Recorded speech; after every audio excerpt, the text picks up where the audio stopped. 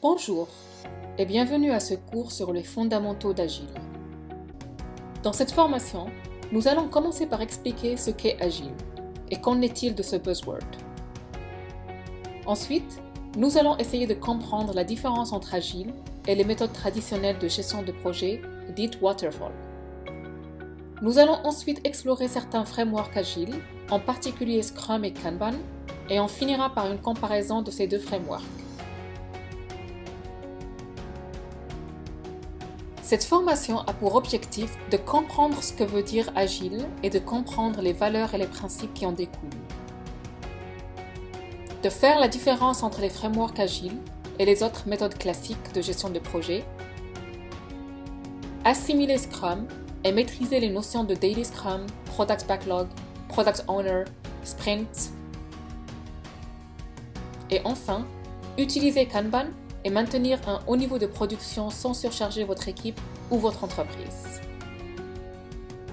J'espère que cette formation vous apportera les connaissances nécessaires pour pouvoir explorer le mindset agile dans votre entreprise. Merci.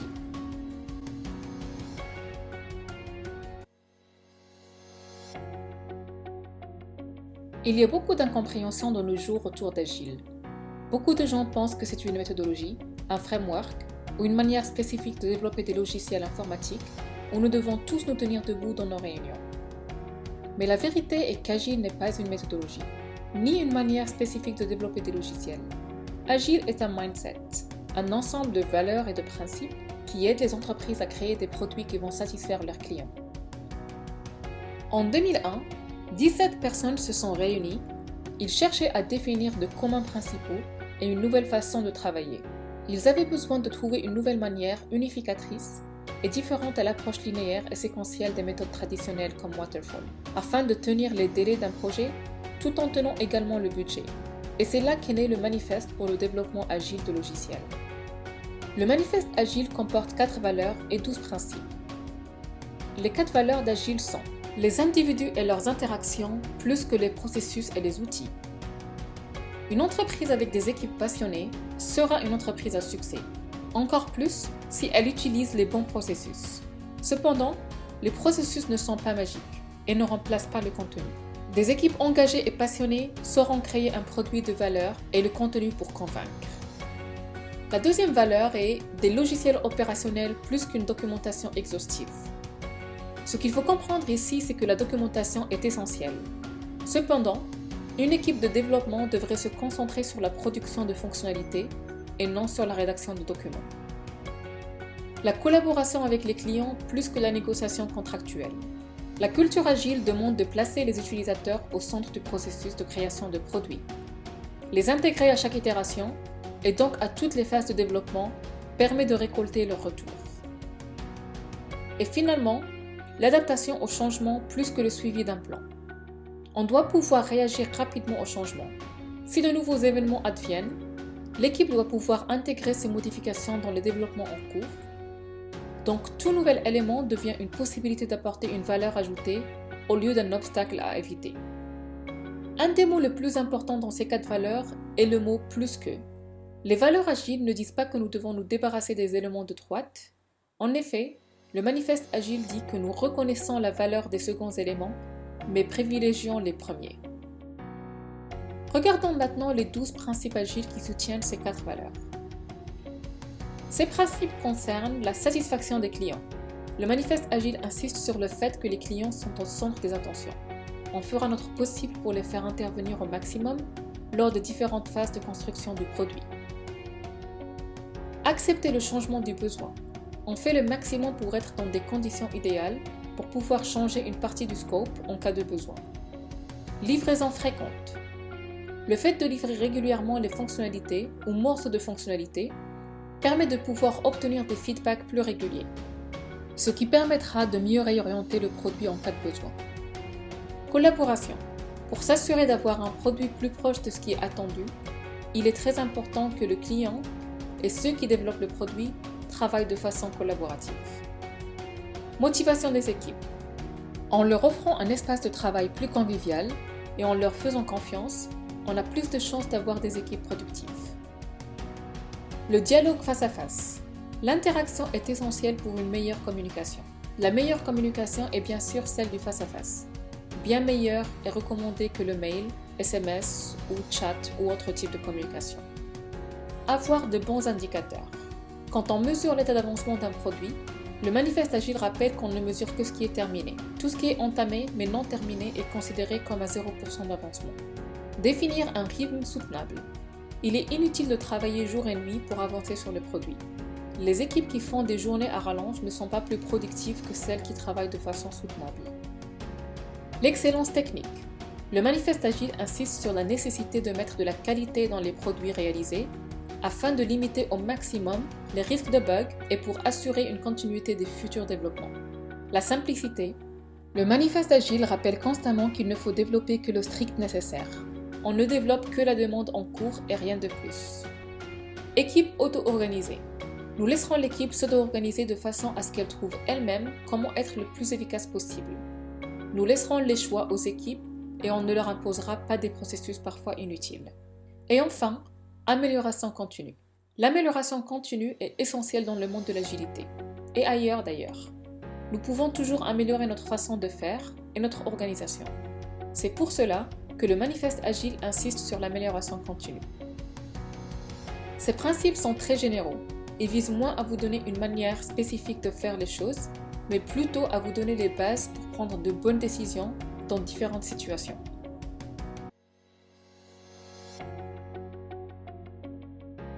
Il y a plusieurs années, les projets étaient gérés en waterfall. Les tâches sont exécutées en différentes phases, de manière linéaire et séquentielle. Le progrès avance dans une seule direction vers le bas comme une cascade. Chacune de ces phases représente une étape distincte et chaque étape doit se terminer avant que la suivante puisse commencer. Si nous prenons un exemple de développement de produit, nous avons un client qui nous demande de lui construire un moyen de transport pour aller au travail. Le produit va être découpé en plusieurs phases. On va commencer par l'analyse du besoin afin de définir la voiture idéale avec toutes les super fonctionnalités qu'on peut avoir dedans. Cette étape pourra durer plusieurs semaines voire plusieurs mois. Une fois l'analyse est terminée, on va pouvoir commencer la fabrication des différentes parties de la voiture, encore en différentes étapes, avant d'assembler le tout et de livrer au client. Si on essaie de visualiser la valeur délivrée au client, pendant les premières phases, le client ne reçoit aucune valeur et il reçoit la totalité de la valeur à la fin.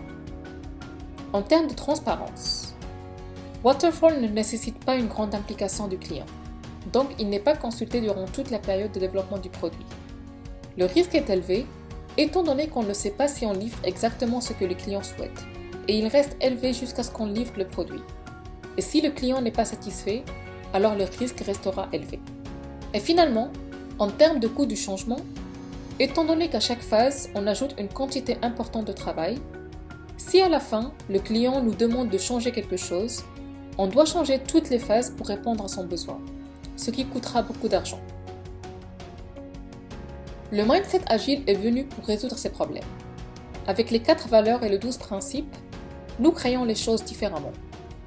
En agile, les produits sont construits de manière incrémentale et itérative, ce qui aide les équipes à délivrer de la valeur à leurs clients plus rapidement. Au lieu de tout miser sur un lancement Big Bang comme en Waterfall, une équipe agile délivre du travail aux utilisateurs par petits incréments et grâce au retour client, le produit sera amélioré et de nouvelles fonctionnalités ajoutées. Si nous prenons le même exemple de voiture, si on décide de construire cette voiture de manière agile, les équipes vont régulièrement discuter avec le client afin d'avoir ses retours sur les fonctionnalités à ajouter. L'équipe commencera par un produit basique pour tester leur idée. C'est ce qu'on appelle un MVP, Minimum Viable Product. Le client va pouvoir le tester et donner son feedback. Ensuite, l'équipe pourra l'améliorer et ajouter de nouvelles fonctionnalités. À la fin, car le client a été impliqué tout le temps et son feedback a été pris en compte, l'équipe est sûre de livrer exactement ce que son utilisateur souhaite. En agile, la valeur est délivrée au client plus rapidement, étant donné qu'on livre en petits incréments et on continue à l'améliorer avec le feedback. Le client est impliqué tout au long de la construction du produit et donc on a une transparence complète vis-à-vis du client. Le risque diminue plus rapidement. Encore, étant donné qu'on prend en compte les retours du client, On sait qu'on livre exactement ce qu'il nous demande. Et finalement, en termes de coût du changement, si après une itération le client dit qu'il n'aime pas ce qu'on crée, ce n'est qu'une seule itération qu'on a perdue et on peut changer rapidement. Le coût du changement sera donc moins élevé. Il y a une chose importante entre ces deux façons de travailler. En waterfall, nous ne pouvons pas nous arrêter avant de livrer le produit complet défini au début. En agile, car nous fournissons à chaque itération un produit fonctionnel, le client peut à n'importe quel moment, lorsqu'il est satisfait, de nous dire qu'il ne souhaite plus qu'on change son produit, et donc les équipes peuvent s'arrêter de développer, et nous n'avons donc pas à dépenser plus d'argent pour ajouter des fonctionnalités supplémentaires que le client ne va pas utiliser.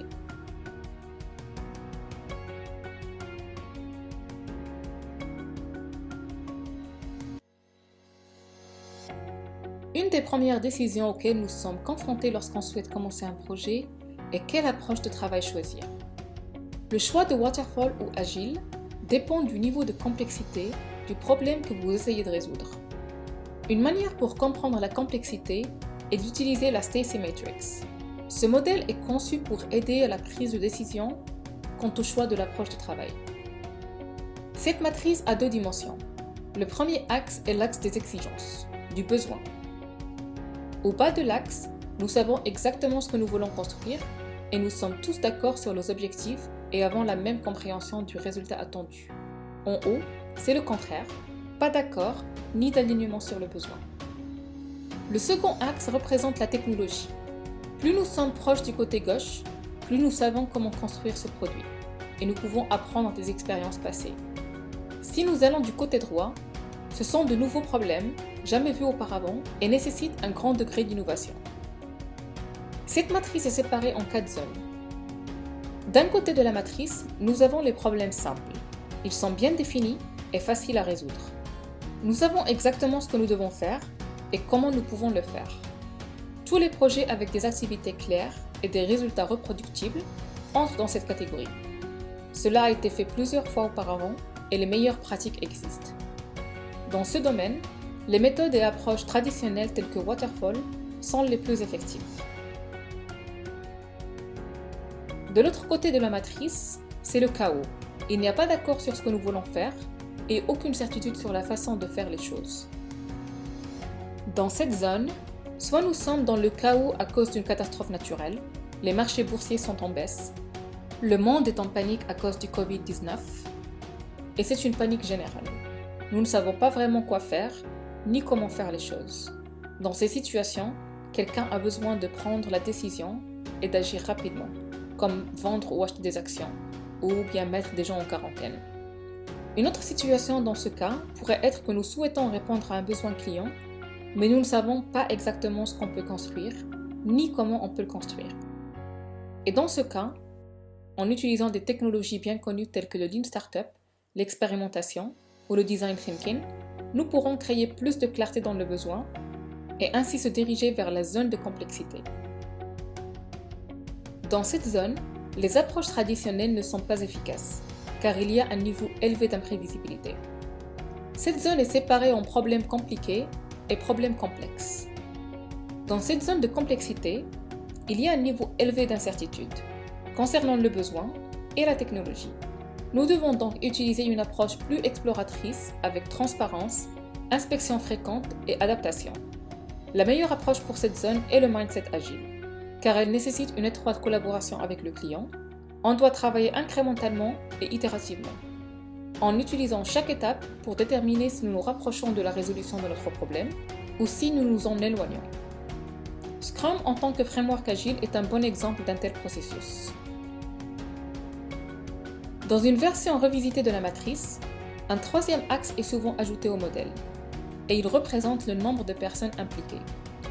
L'idée est que plus nous ajoutons de personnes à une certaine activité, plus elle devient complexe.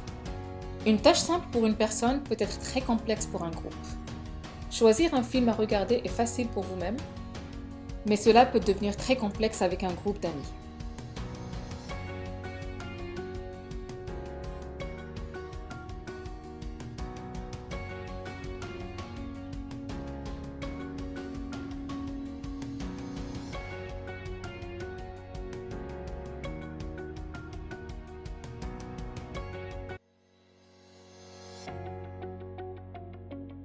Agile est un mindset, un set de valeurs et de principes. Il existe plusieurs frameworks qui sont alignés avec les valeurs et principes d'Agile. À commencer par Scrum et Kanban, les deux frameworks les plus utilisés dans le monde Agile aujourd'hui. Il y a aussi plusieurs autres frameworks plus ou moins utilisés et qui eux aussi sont alignés avec le mindset Agile, comme DSDM, Feature Driven Development, Extreme Programming et Crystal Clear. Et durant les dernières années, on commence à voir de nouveaux frameworks qui permettent de travailler avec plusieurs équipes, et c'est ce qu'on appelle Agile at Scale ou Agile à l'échelle. On a des frameworks comme SAFe pour Scaled Agile Framework ou encore LESS, Large Scale Scrum. Ces frameworks ont chacun d'eux un certain nombre de principes et de pratiques qui soutiennent le mindset agile. On va s'intéresser durant cette formation aux deux frameworks les plus utilisés dans les entreprises, à savoir Scrum et Kanban.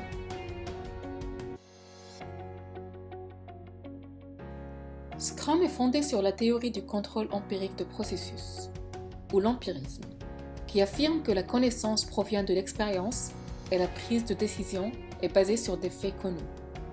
Scrum repose sur trois piliers fondamentaux. Il s'agit de la transparence, de l'inspection et de l'adaptation. Ces trois piliers sont étroitement liés les uns aux autres. Scrum est idéal pour résoudre les problèmes complexes.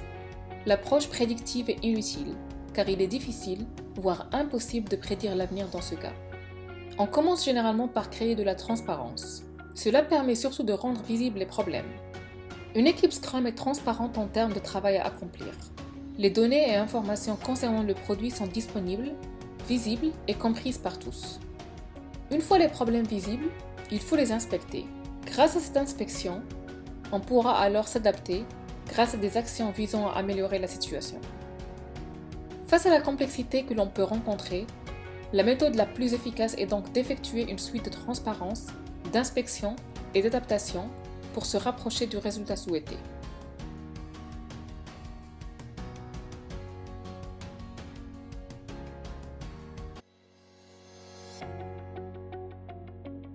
Le travail réalisé en Scrum exige que les processus et les interactions de l'équipe reposent sur un ensemble de valeurs. Les 5 valeurs de Scrum sont: courage. Créons un environnement où l'échec est considéré comme une opportunité pour apprendre et progresser. En travaillant par petites itérations, l'équipe pourra utiliser ce cycle d'amélioration continue pour se positionner sur la voie d'un succès durable. Oser échouer demande du courage. Focus. Chaque équipe Scrum définit un objectif dans lequel chaque membre de l'équipe se reconnaît. Cette vision partagée permet de faire travailler tous les membres de l'équipe dans une même direction et d'éviter des conflits d'intérêts au cours de la collaboration. Engagement. Les équipes Scrum vont s'engager à produire, à prendre leur autonomie et prendre des décisions fortes sur le produit. Sans engagement, la mise en place de Scrum ne fonctionnera pas. Respect. Respecter et se faire respecter. Savoir écouter et prendre en considération les opinions de chacun, tout en partageant sa propre vision, est à la base du respect. Et finalement, ouverture. Les membres de l'équipe communiquent sur la façon dont ils travaillent, sur ce qui les empêche de bien travailler ou sur ce qui les inquiète, pour les traiter ensemble. En adoptant les 5 valeurs suivantes, l'équipe contribue encore davantage à sa santé et à sa réussite. L'objectif de ces valeurs Scrum est de faire émerger la mise en place des 3 piliers Scrum, à savoir la transparence, inspection et adaptation.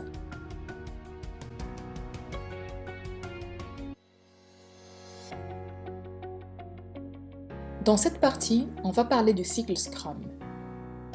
Tout commence par une vision. Le Product Owner a la responsabilité de parler avec les stakeholders et les utilisateurs et de traduire leurs souhaits dans le Product Backlog. Le Product Backlog est une liste ordonnée qui représente tous les éléments que l'équipe doit accomplir. Nous appelons ces éléments des User Stories. La première réunion du sprint est le Sprint Planning. En fonction de leur capacité, l'équipe de développement choisira les User Stories les plus prioritaires du Product Backlog qu'ils pourront finir pendant le sprint. Ces User Stories vont former leur Sprint Backlog. L'équipe de développement va ensuite décomposer ces User Stories en plus petites tâches et décider comment le travail sera accompli. Le sprint est au cœur de ce processus. Chaque jour, L'équipe se réunira lors du Daily Scrum, une courte réunion de communication de 15 minutes maximum. Les membres de l'équipe discuteront rapidement et de manière transparente de l'avancement de leur travail et résoudront tous les obstacles qui les empêchent d'atteindre l'objectif du sprint. À la fin du sprint, l'équipe invite les stakeholders et les clients au sprint review pour échanger sur ce qui a été fait durant le sprint.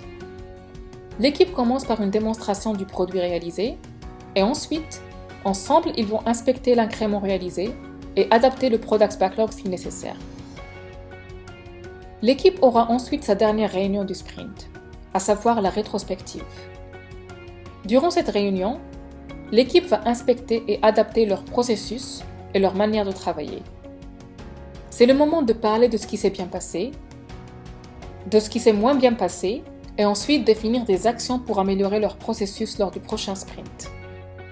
À la fin, le cycle reprend et l'équipe sélectionne les prochaines priorités du Product Backlog. Le Scrum Master aura la responsabilité de faciliter le processus et d'aider l'équipe Scrum à performer au plus haut niveau. Durant le sprint, l'équipe Scrum aura la possibilité d'organiser un Product Backlog Refinement, qui n'est pas une cérémonie officielle dans Scrum, mais plutôt une activité qui peut être planifiée à chaque fois que l'équipe doit travailler sur le Product Backlog pour clarifier certaines user stories et les estimer. L'équipe va aussi créer ce qu'on appelle la Definition of Done, ou définition de fini. Celle-ci est utilisée pour évaluer si le travail est terminé dans un incrément produit. Ils pourront également créer la Definition d'Already, qui n'est pas un artefact officiel de Scrum. Celle-ci est utilisée pour évaluer si les user stories contiennent toutes les informations nécessaires pour que l'équipe commence à travailler dessus. Dans le prochain chapitre, on va regarder plus en détail les différents rôles, cérémonies et artefacts de Scrum.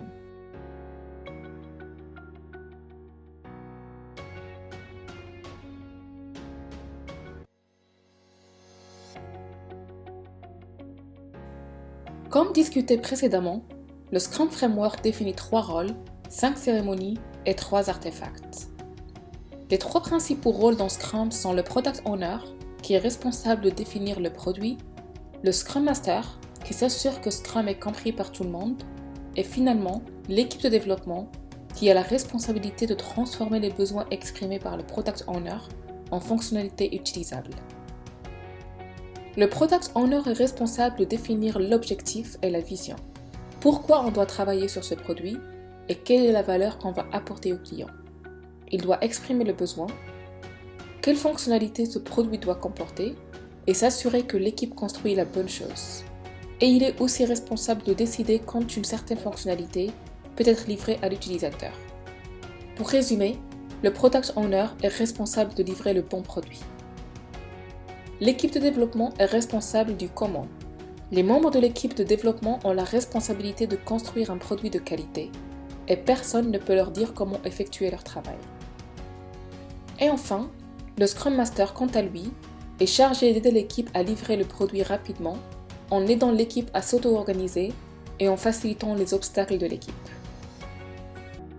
Scrum a élargi le mot développeur pour inclure non seulement les ingénieurs, mais toute personne impliquée dans la création du produit.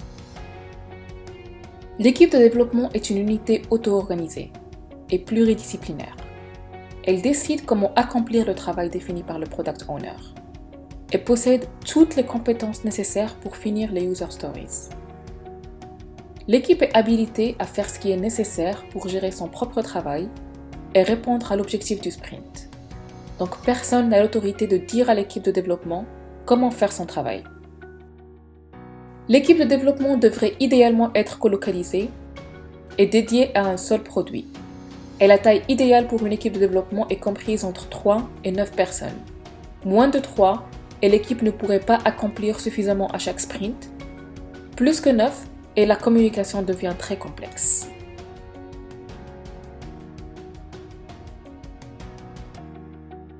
Le Scrum Master est ce qu'on appelle un servant leader, un leader-serviteur pour l'équipe Scrum. Les Scrum Masters aident l'équipe Scrum à performer à leur plus haut niveau. Ils le font en tenant les membres de l'équipe Scrum responsables de leur engagement, des valeurs Scrum et du framework. Le Scrum Master est responsable du process. Il doit s'assurer que Scrum est compris et mis en œuvre et s'assure que l'équipe adhère à la théorie, aux pratiques et aux règles de Scrum. Il aide et protège l'équipe en facilitant la résolution des obstacles qui bloquent la progression de l'équipe. Le Scrum Master doit comprendre la dynamique des équipes afin d'aider son équipe à devenir plus efficace et plus performante. Et il facilite les différentes cérémonies de Scrum et le process Scrum en général. Sur un grand plan, le Scrum Master sert l'équipe de développement, le Product Owner et l'organisation complète. Il sert l'équipe de développement en créant une équipe performante et en facilitant le Scrum Framework. Il sert le Product Owner en l'aidant à trouver des techniques efficaces pour la gestion du Product Backlog et à planifier le travail avec l'équipe pour offrir la valeur client la plus élevée. Et finalement, le Scrum Master agit comme agent de changement organisationnel. Il sert l'organisation dans son ensemble en les aidant à comprendre le mindset agile et les valeurs et le processus Scrum.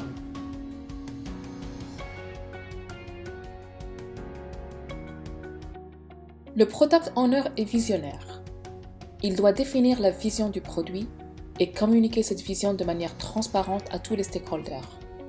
Il doit aussi traduire cette vision dans son Product Backlog et il est le seul responsable de maintenir et manager ce Product Backlog. Il doit aussi s'assurer que le Product Backlog est visible et les priorités sont connues par tout le monde. Les Product Owners doivent être habilités à prendre des décisions sur ce qui doit être ajouté ou non au produit, afin de maximiser la valeur fournie par l'équipe. Il doit également être en mesure de travailler avec l'équipe et les stakeholders et parfois refuser les demandes des stakeholders si ce qu'ils demandent n'apporte pas de grande valeur ajoutée au client. Et pour cette raison, les Product Owners doivent être qualifiés. Ils doivent avoir une connaissance approfondie de l'entreprise, du client et du marché pour pouvoir prendre des décisions. Enfin, les Product Owners doivent être disponibles pour l'équipe et les stakeholders, pour répondre à leurs questions et clarifier les exigences en cas de besoin.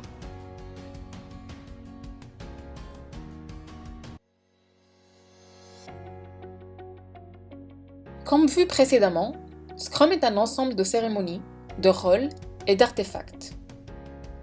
Dans cette section, on va regarder de plus près à quoi servent les différentes cérémonies Scrum, à savoir le sprint planning, le daily Scrum, le sprint review et le sprint rétrospective.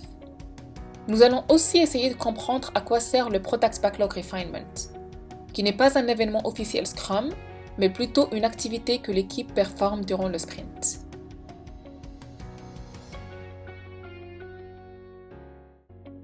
L'événement principal de Scrum est le sprint. Le sprint est au cœur de Scrum. C'est une itération qui a une durée fixe. Les équipes définissent généralement une courte durée de sprint de 1 à 4 semaines. Durant le sprint, l'équipe définit son objectif de sprint, en collaboration avec le Product Owner, et planifie son travail dans son sprint backlog. Dès que le sprint commence, l'équipe travaille ensemble pour terminer efficacement ses user stories afin de les présenter aux stakeholders à la fin du sprint. La durée d'un sprint est déterminée par l'équipe. Une fois que l'équipe est parvenue à un accord sur la durée du sprint, tous les futurs sprints devraient avoir la même durée. Un sprint peut être annulé avant la fin, mais seul le Product Owner a le pouvoir d'annuler le sprint, bien qu'il puisse le faire sous l'influence des stakeholders, de l'équipe de développement ou du Scrum Master. Un sprint sera annulé si l'objectif du sprint devient obsolète. Cela peut se produire si l'entreprise change de direction ou si les conditions du marché ou de la technologie ont changé. En général, un sprint devrait être annulé s'il n'a plus de sens compte tenu des circonstances. À la fin du sprint, un nouveau sprint démarre immédiatement.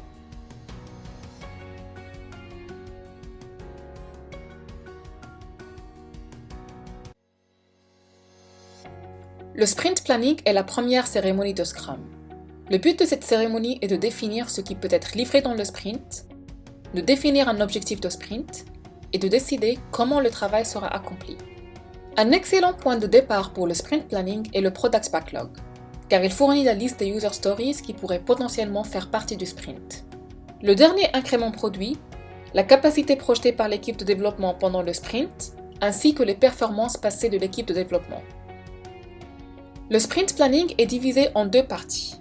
Dans la première partie, le Product Owner discute de l'objectif que le sprint devrait concrétiser. Il présente les éléments du Product Backlog qui contribuent à cet objectif et clarifie les derniers détails. En fonction de leur capacité, l'équipe de développement décide du nombre d'éléments qu'elle pourra accomplir durant le sprint à venir. Le nombre d'éléments sélectionnés du Product Backlog pour le sprint revient uniquement à l'équipe de développement. Ces éléments représentent le sprint backlog de l'équipe. L'équipe Scrum va ensuite définir l'objectif du sprint, ou le sprint goal. Il s'agit de l'objectif que l'équipe devra atteindre durant le sprint, grâce à l'implémentation des user stories choisies. Cet objectif fournit à l'équipe de développement la raison pour laquelle elle développe l'incrément. Dans la deuxième partie du sprint, et une fois l'objectif du sprint fixé et le sprint backlog défini, l'équipe de développement décide de la façon dont le travail sera effectué, de ce qu'elle fera pendant le sprint pour atteindre l'objectif du sprint. L'équipe divisera le travail en plus petits morceaux et effectuera une conception de haut niveau. À la fin du sprint planning, l'équipe de développement devrait être en mesure d'expliquer au Product Owner et au Scrum Master comment elle entend s'organiser pour réaliser l'objectif du sprint et créer l'incrément prévu. La durée du sprint planning ne doit pas dépasser 2 heures pour chaque semaine de sprint. Donc si notre sprint dure 2 semaines, le sprint planning ne doit pas dépasser 4 heures.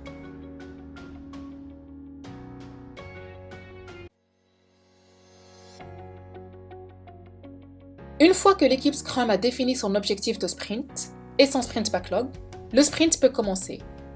L'équipe se réunira tous les jours pour le Daily Scrum. Le but du Daily Scrum est pour l'équipe de développement de synchroniser ses activités, inspecter son avancement vers l'objectif du sprint et créer un plan pour les prochaines 24 heures.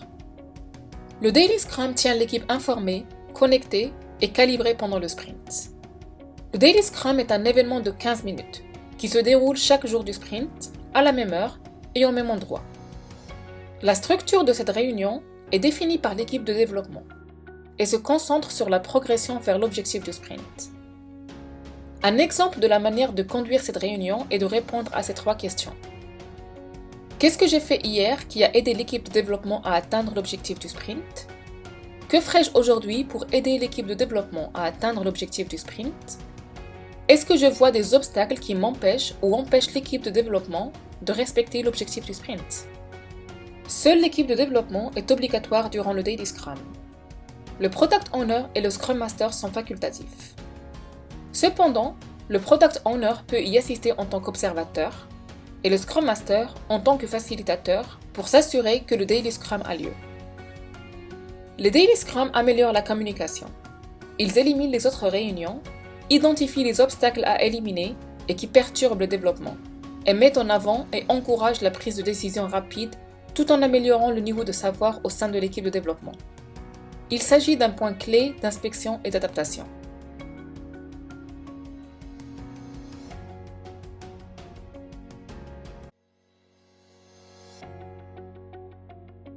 Le sprint review a lieu à la fin du sprint pour inspecter l'incrément réalisé et adapter le product backlog si nécessaire.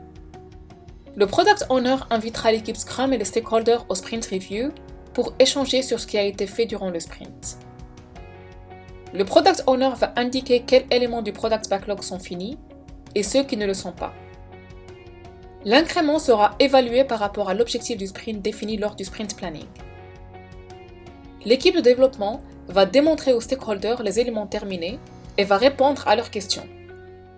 Le retour et feedback des stakeholders sera ainsi traduit dans le product backlog afin que l'équipe puisse en prendre compte ultérieurement.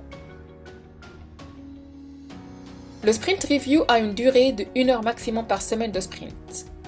Donc pour un sprint de 2 semaines, le sprint review aura une durée de 2 heures maximum.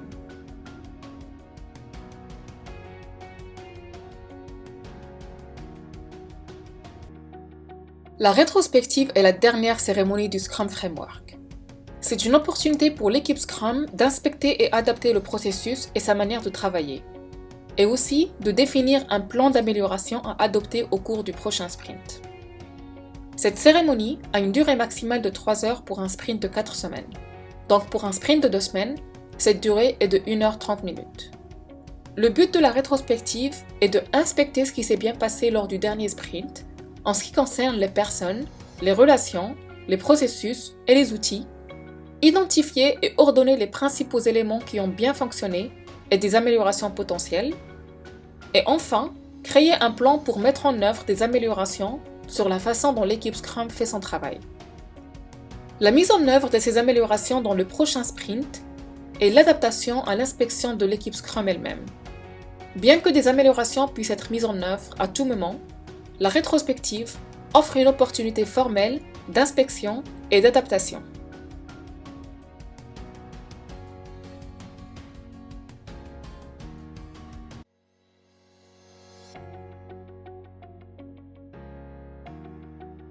Le Product Backlog Refinement n'est pas une cérémonie officielle dans Scrum, mais plutôt une activité continue que l'équipe Scrum peut organiser pendant le sprint, et dans laquelle le Product Owner et l'équipe de développement collaborent sur les détails des éléments du Product Backlog.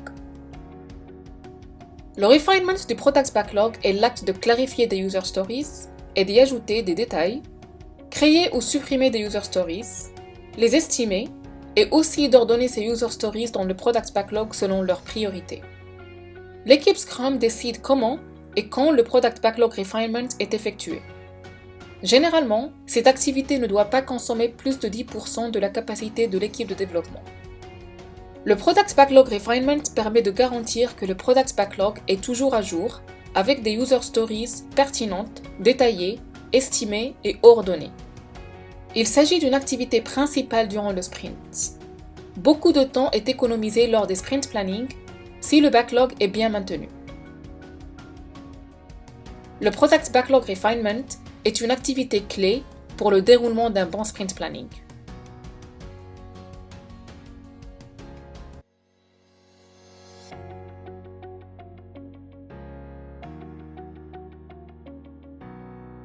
Les artefacts Scrum fournissent des informations clés que l'équipe Scrum et les stakeholders doivent connaître pour comprendre le produit en cours de développement, les activités planifiées et les activités réalisées dans le cadre du projet.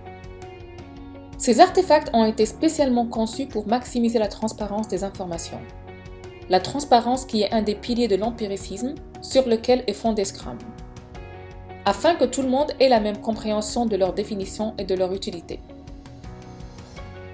Il existe 3 artefacts qui sont définis dans le Scrum Framework, à savoir le Product Backlog, le Sprint Backlog et l'incrément de produit.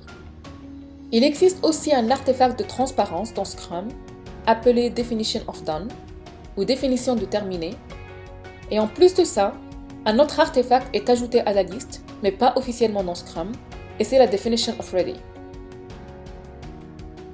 Le but de cette section est de comprendre ces différents artefacts.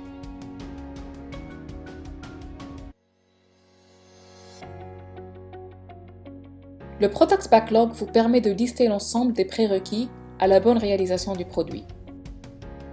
Chaque élément doit apporter de la valeur aux utilisateurs du produit.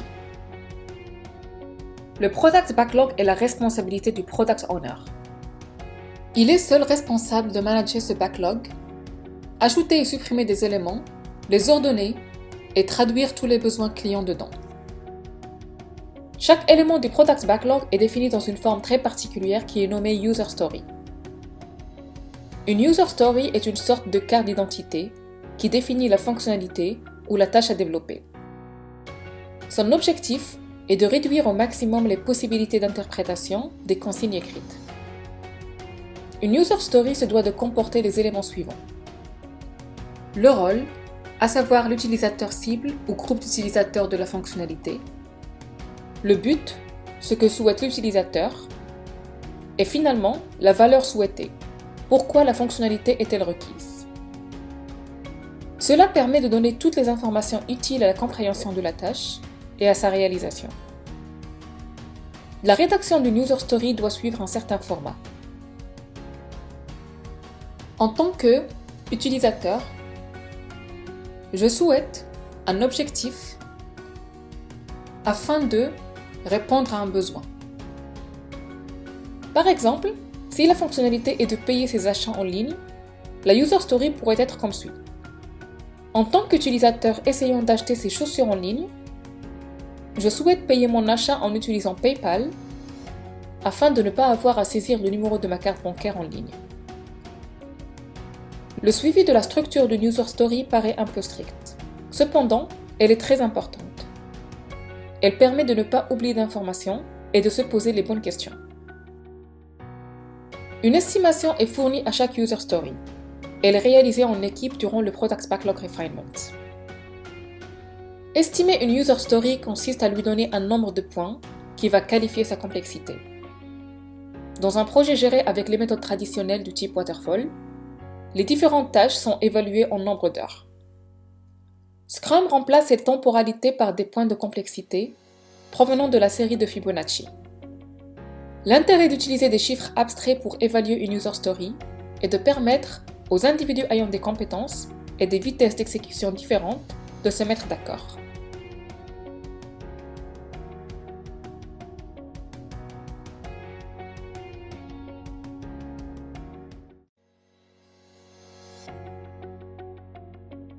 Dans le chapitre précédent, nous avons parlé du Product Backlog, la liste de tous les éléments que va contenir le produit.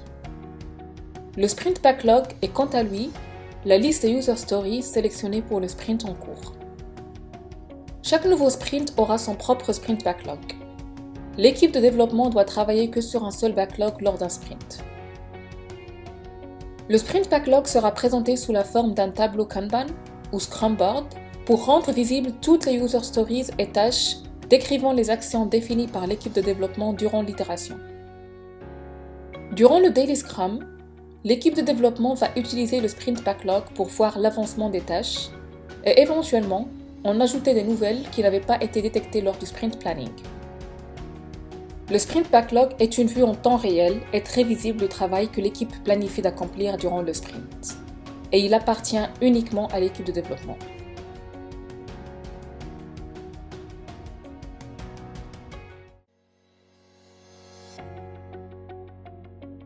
L'incrément produit est un des artefacts Scrum les plus importants de la culture agile. Durant chaque sprint, l'équipe de développement réalise un incrément de produit qui représente l'ensemble des éléments terminés du sprint en cours, en plus de ceux déjà finalisés dans les sprints précédents. L'incrément correspond bien au résultat opérationnel de votre sprint. C'est une version intermédiaire du produit final. Vous êtes donc capable de le présenter aux stakeholders du projet lors d'une démonstration. L'incrément de produit doit être potentiellement publiable à la fin de chaque sprint. Ce qui veut dire qu'à la fin de chaque sprint, l'incrément est testé, validé et assez bien pour qu'il puisse être livré en production. Cependant, c'est le Product Owner qui a la responsabilité de dire si l'équipe peut ou non livrer le produit en production aux utilisateurs. L'incrément de produit est un des plus importants artefacts parce qu'il va permettre à l'équipe de développement d'avoir des retours clients et feedback et qui va leur permettre d'améliorer leurs produits.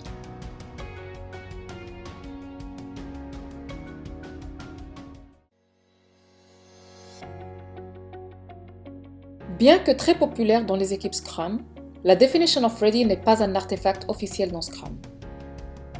La Definition of Ready représente l'ensemble des critères qui définissent qu'une user story est prête à être développée. Toutes les user stories figurant en haut du Product Backlog priorisé par le Product Owner et que l'équipe va intégrer dans le Sprint Backlog doivent être prêtes. Pareil que pour la Definition of Done, la Definition of Ready est créée par l'équipe de développement. Mais ils peuvent consulter le Product Owner car il peut proposer de très bonnes idées. Elle répondra aux besoins de l'équipe de connaître les prérequis d'une user story pour sa phase de développement. La Definition of Ready aide l'équipe Scrum à améliorer la qualité des user stories et ainsi faciliter les phases suivantes de développement. Et dans certains contextes, elle sera une garantie pour éviter que les user stories ne deviennent un endroit où l'on ajoute spécifications à rallonge sans valeur ajoutée. Un exemple de Definition of Ready pourrait être comme suit. La user story est claire et comprise par toute l'équipe. La user story possède des critères d'acceptance clairs. La user story est assez petite pour que l'équipe puisse la terminer pendant le sprint. La user story est estimée.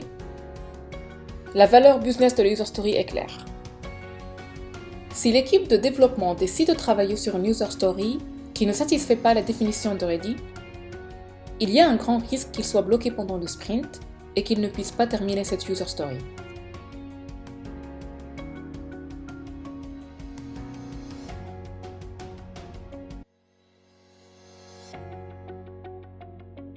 Un des artefacts Scrum consiste à définir ce que signifie pour l'équipe le terme terminé. En effet, si vous interrogez 3 personnes en leur demandant de décrire ce qu'est selon eux une tâche terminée, vous aurez 3 descriptions différentes. Ces interprétations n'ont pas leur place dans une équipe Scrum. La définition de terminé doit être unanime. La définition de terminé, ou la definition of done, est un ensemble de critères et une liste de vérification de tâches que l'équipe doit réaliser avec succès avant de déclarer que la fonctionnalité est potentiellement livrable. La définition de done est créée par l'équipe de développement. Néanmoins, elle résulte d'une collaboration entre l'équipe de développement et le product owner. La définition de done n'est pas une liste fixe. L'équipe de développement pourra y ajouter du contenu tout au long de la vie du produit. Un exemple de la définition de done peut être comme suit.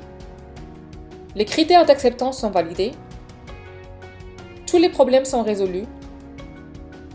La user story est testée. La user story est acceptée par les stakeholders.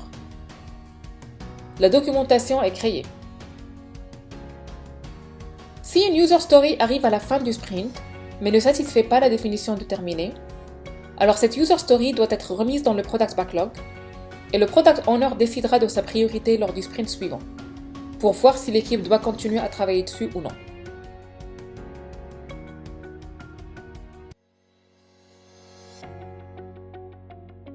Dans cette section, nous allons parler d'un autre framework agile appelé Kanban.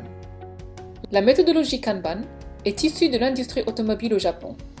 Elle a été créée par Taiichi Ohno pour Toyota en 1950 et dans le but d'optimiser sa capacité de production et d'être compétitive face aux entreprises américaines.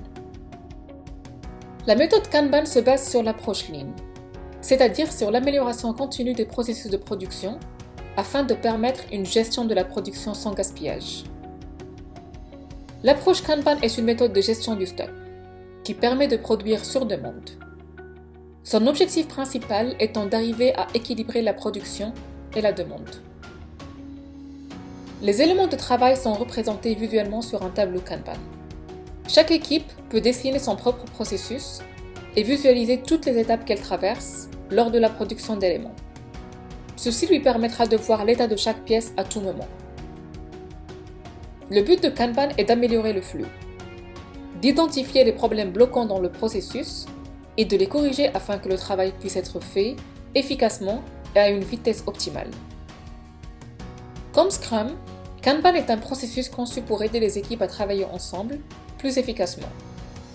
C'est un bon moyen d'organiser le processus en visualisant et en rendant le besoin de priorisation transparent et clair.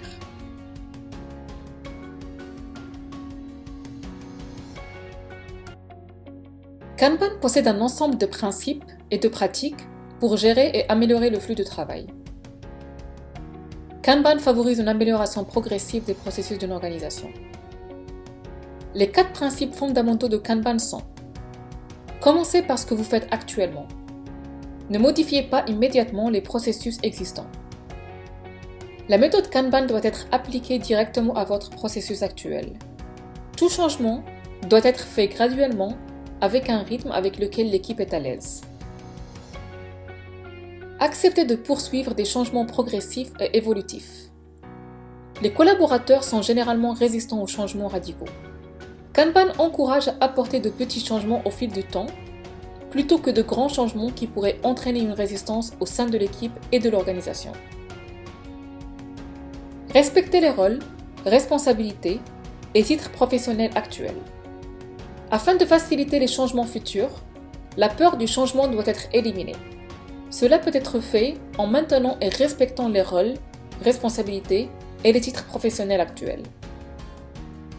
Ces 3 premiers principes aident les organisations à surmonter la résistance émotionnelle et la peur du changement qui accompagne généralement toute initiative de changement dans une organisation. Le dernier principe Kanban est leadership à tous les niveaux. Les actes de leadership ne doivent pas provenir uniquement des cadres supérieurs. Les gens à tous les niveaux peuvent fournir des idées et faire preuve de leadership pour mettre en œuvre des changements et améliorer continuellement leur manière de créer des produits et services.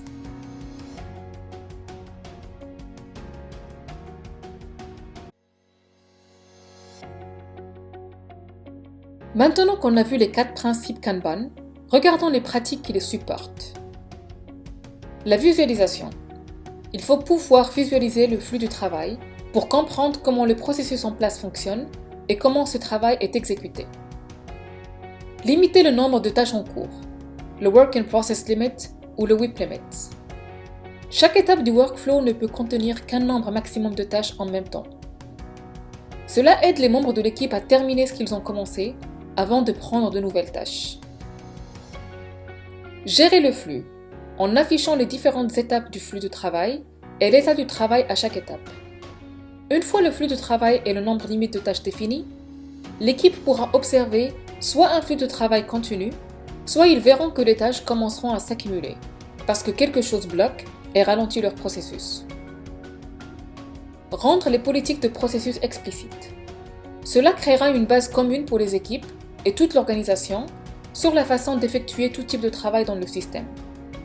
Et finalement, identification des opportunités d'amélioration. Une fois l'équipe a compris la théorie du travail, les processus et les risques, elle sera en mesure de discuter des problèmes bloquants auxquels elle est confrontée et de trouver des améliorations à mettre en place.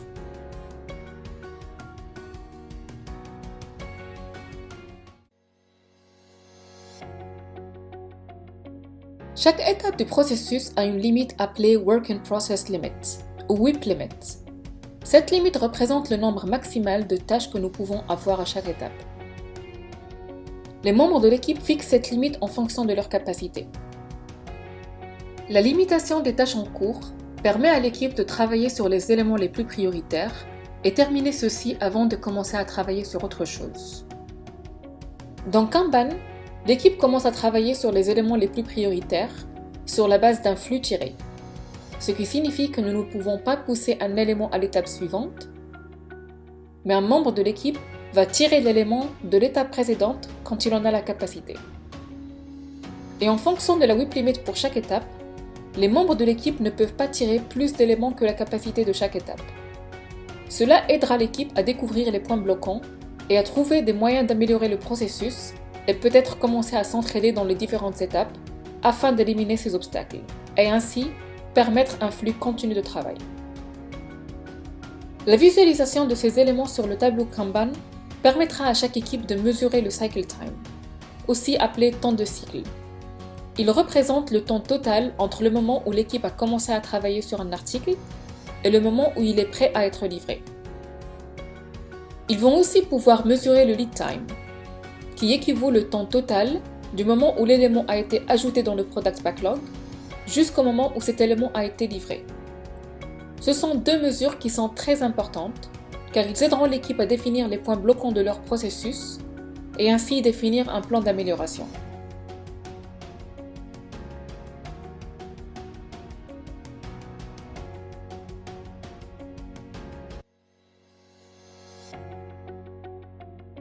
Kanban et Scrum sont résumés par la prémisse Stop Starting, Start Finishing. Tous les membres de l'équipe se concentrent sur la finalisation de toutes les tâches sur lesquelles ils travaillent. Scrum et Kanban fonctionnent en décomposant les éléments volumineux et complexes en plus petites tâches pour être accomplis efficacement. Ils accordent une grande valeur à l'amélioration continue, à l'optimisation du travail et du processus, et partagent tous deux l'accent sur la transparence et la visibilité du travail qui maintient tous les membres de l'équipe alignés. Kanban consiste à visualiser votre travail, à limiter le travail en cours et à gérer le flux. Les équipes Kanban se concentrent sur la réduction du cycle time et du lead time, le temps nécessaire à l'exécution des tâches du début à la fin. Ils le font en utilisant un tableau Kanban et en améliorant continuellement leur flux de travail. Les équipes Scrum s'engagent à livrer un produit fonctionnel durant de courtes itérations appelées sprints. À la fin de chaque sprint, l'équipe invite le client et présente son produit. L'objectif de Scrum est recueillir et intégrer les feedbacks des clients fréquemment et assez rapidement. Dans Scrum, les équipes adoptent des rôles spécifiques crée des artefacts spéciaux et organise des cérémonies régulières pour faire avancer les choses. S'il est facile de souligner les différences entre les pratiques de Scrum et les pratiques de Kanban, leurs principes sont largement les mêmes. Les deux vous aideront à créer de meilleurs produits.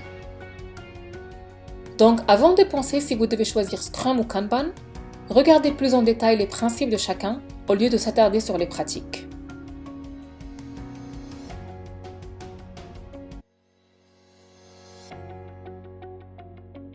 Au début de ce cours, nous avons parlé de ce qu'est Agile. Un mindset avec un ensemble de valeurs et de principes qui aident les organisations à créer d'excellents produits. Kanban et Scrum sont des frameworks qui sont alignés avec les valeurs et principes d'Agile. Scrum et Kanban ont des différences dans de nombreux domaines. En termes de rôle, Scrum a 3 rôles recommandés: le Product Owner, le Scrum Master et l'équipe de développement. Kanban, quant à lui, n'a aucun rôle prédéfini recommandé. D'ailleurs, un des principes de Kanban est de maintenir et de respecter les rôles, responsabilités et titres professionnels actuels de chacun. En termes de cadence, Scrum est basé sur des itérations qui ont une durée fixe de 1 à 4 semaines. Kanban est basé sur un flux continu et n'impose aucune limite de temps.